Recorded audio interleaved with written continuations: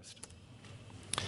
Now, viewing ADHD as this neurogenetic or neurobiologic disorder of self-regulation brings with it some very important insights I would want you and families who I counsel to understand, not the least of which is this one.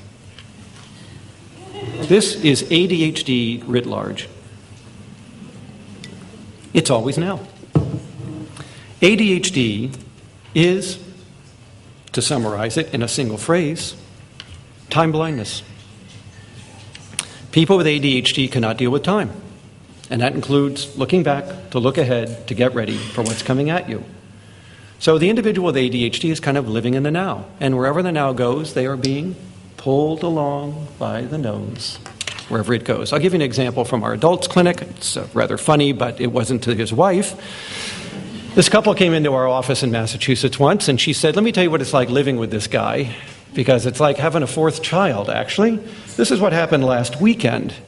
She says, "If you can't do something about this, I'm leaving him." Here's what happened. He went out to mow the yard. He wheeled the lawnmower out of the garage, and the tank was empty. So he reached for the fuel can. It was empty, too. So he threw it in the back of the Ford Explorer and headed down to the little Quickie Mart. And while he was filling up the gas can, his buddy pulls in his Ford Explorer and says, "You know it's opening day on the trout stream. What do you say we go fish a little bit?" And so the guy hops in his buddy's Explorer, and they go fly fishing. And they are out for 6 hours. And then they get thirsty and decide to stop off at a pub for a beer. So now they're at the little local tavern. This is a true story, by the way, because within an hour, the state police had found his car still running in an open gas can at the Quickie Mart. And he finally wandered home at 4 o'clock in the afternoon. Do you see what happens? Doesn't matter what your plans were, what your goals were. The now is more compelling than the information you're holding in mind. And you will get pulled along by the now. You are time blind. Because if we had to summarize in a single sentence, what is the purpose of the frontal lobe to humans? It is to organize your behavior across time in anticipation of what is coming at you, the future. So ADHD creates a blindness to time, or technically, to be more accurate, a nearsightedness to the future. Can you say that again? I can only be eloquent once. No. This is extemporaneous. I'm not. Okay, ADHD, right, is at its heart a blindness to time, or technically, to be exact, it is a nearsightedness to the future. Just as people who are nearsighted can only read things close at hand, people with ADHD can only deal with things near in time. The further out the event lies, the less they are capable of dealing with it. And this is why everything is left to the last minute, because they only deal with last minutes. That's all they perceive, that's all they deal with, that's all they organize to. And so their life is a series of one crisis after another, all of which were avoidable because people prepared. And they didn't.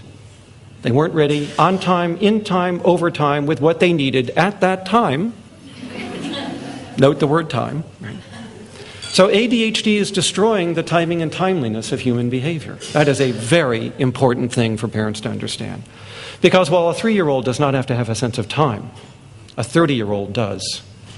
And one of the most devastating deficits in adult life that ADHD produces is a disruption in the fabric of time. They can't cope with it as well as others. Now, this ability to organize across time comes with the capacity to build pyramids of behavior, from little behaviors to the bigger behaviors above them to the bigger goals above them. All human behavior can be organized into a hierarchy. Think about planning a wedding. Can you imagine the hierarchy you would have to create? The decision trees, and when they would have to be done, and when you would have to book the church and get the minister and get the flowers and book the reception hall. And all of those come with little subroutines like picking up a telephone and calling your minister, right? It's the frontal lobe that allows you to organize all of those toward the single overarching purpose, the wedding. And that's what ADHD destroys. People with ADHD cannot hierarchically organize behavior. And so they are accustomed to dealing with behaviors in little fits and starts. But they can't glue those together as well as others to create the bigger goal to the bigger goal, all the way up. And that's why you see a short attention span. It's not really a short attention span. It's the inability to organize behavior across time into a hierarchy. The ability to look ahead is called intention. So ADHD is actually IDD. It's intention deficit disorder. Because it doesn't matter what your intentions are, you're not going to do them.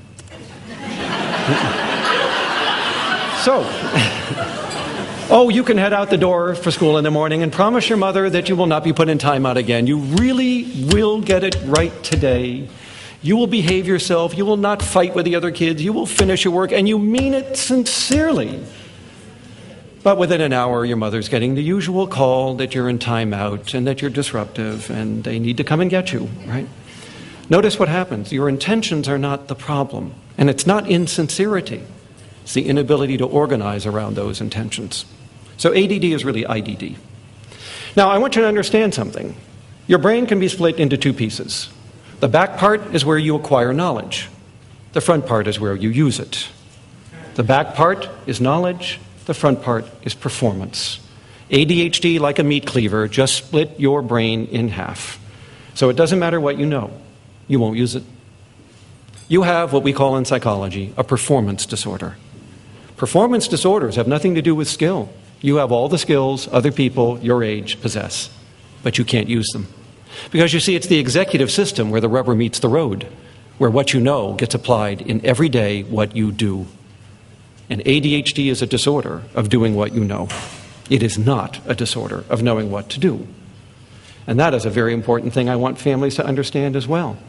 Your child, unless they were raised in a zoo or in a very impoverished area or were adopted out of some far-fetched, war-torn, undeveloped country, has all the information and knowledge that the other kids their age have.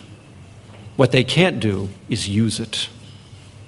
It is the application of what you know that this disorder robs you of. So you can be the smartest person on the planet, and you're still going to do some pretty stupid things. Because it's not what you know, it's doing it. So